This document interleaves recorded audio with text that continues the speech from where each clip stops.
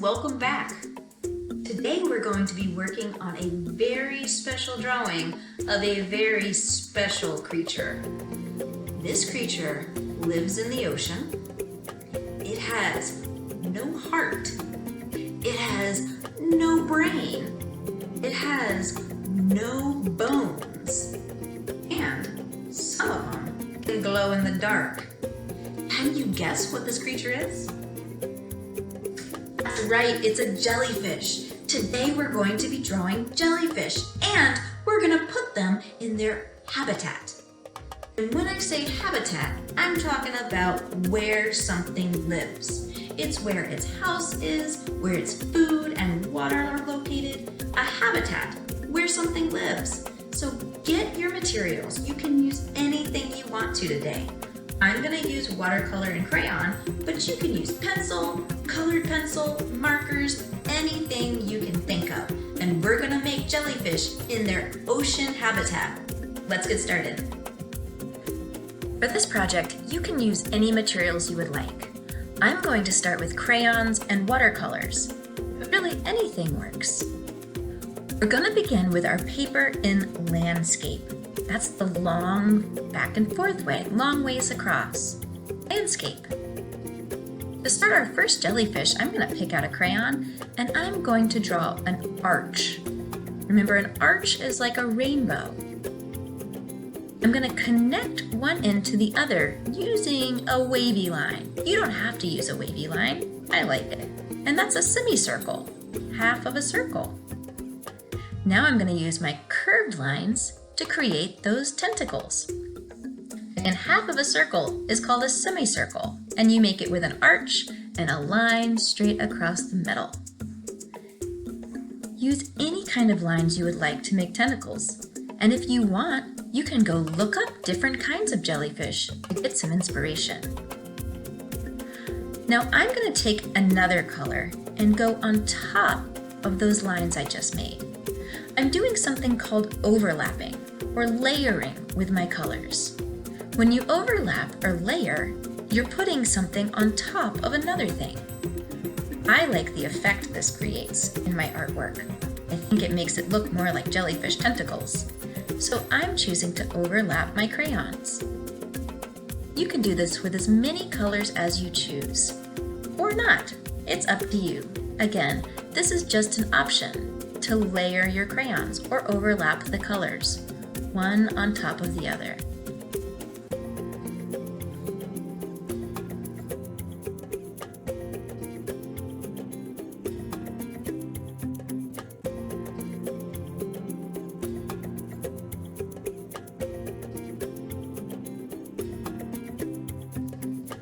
Now again, I'm using crayons and watercolor for this project. I want to put my crayon on first so that it will show through when I paint over it with my watercolor. Because remember, crayons push the watercolors away. I'm going to try another jellyfish. I'm going to make that semicircle with an arch shape and then a line across. And again, I like to use a curvy line, but you use what you like. Once again, I'm going to draw those long tentacles. And because I really like the effect it creates, I'm going to overlap or layer my crayon colors on top of each other. I started with a blue, and now I'm going to pick something different, like this purple. Play around with it and have fun. See what kind of effects you can create. Decorate your jellyfish. And again, if you are using watercolors, try putting your crayon on first, because the crayon repels the watercolor. It's made of wax, and it pushes that water away. Don't forget to add decorations.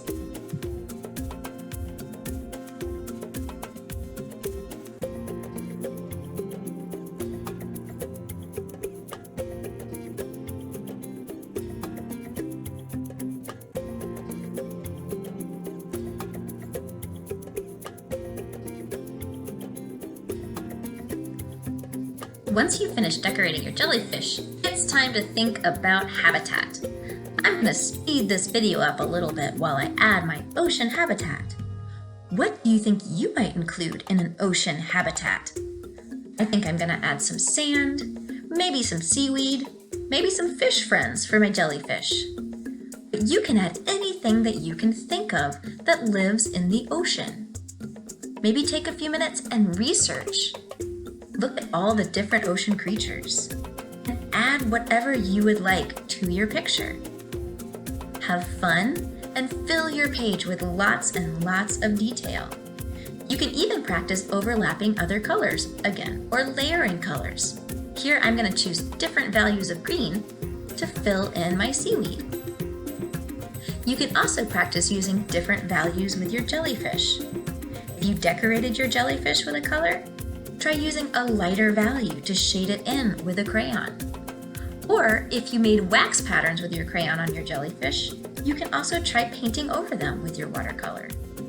Again, this is about having fun and exploring.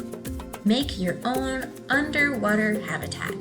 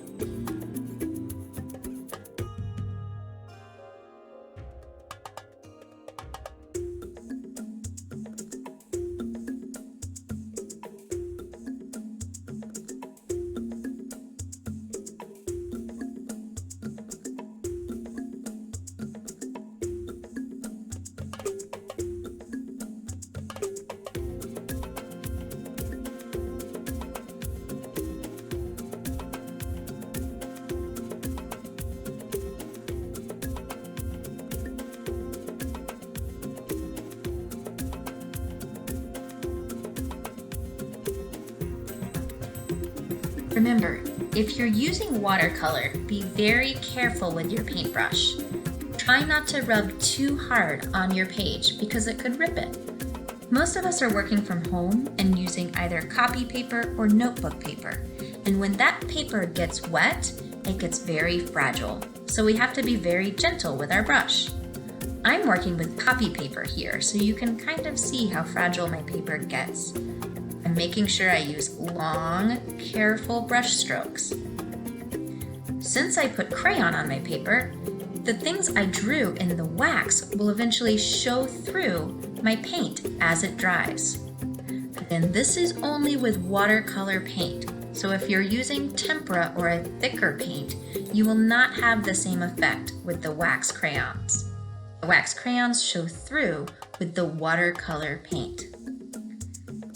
After you finish painting, make sure you let your work sit and dry before adding anything else. I'm gonna have to do a little time lapse here and let mine dry for a while. Now, once it's dried, you might notice some things you want to change. For example, there's some spots here where the watercolor paint bled through a little bit, it seeped into my jellyfish. I don't really mind that. I call it a beautiful oops. I think it makes my jellyfish look a little more see-through. But if you want, you can come back over your crayons once your paper is dry and add some more detail. Again, do not do this until your paper is completely dry, but see what kind of effects you can create by layering crayon on top of your watercolor that you worked on. You can darken things up, or you could even use a white crayon to add some highlights. And remember, your art does not need to look just like mine. You can draw as many jellyfish as you want. You could make one humongous jellyfish. This is your time to have fun and create your own underwater habitat. Have fun, be creative, and I can't wait to see what you make.